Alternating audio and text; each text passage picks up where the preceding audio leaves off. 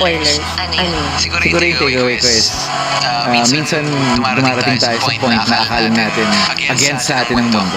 Minsan tingin natin mag-isa tayo sa mundo, pero lingid sa ating kaalaman, maraming nagmamahal at nagmamalasakit sa atin na pwede nating lapitan lagi at hingan kapag kailangan.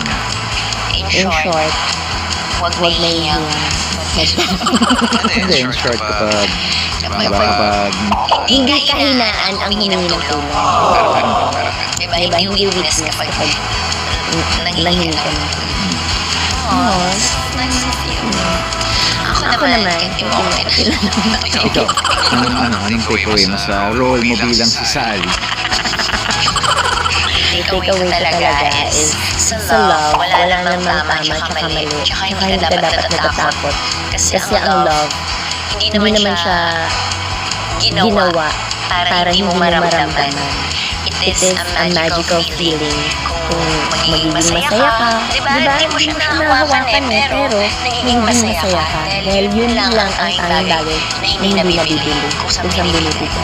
At pagmamahal.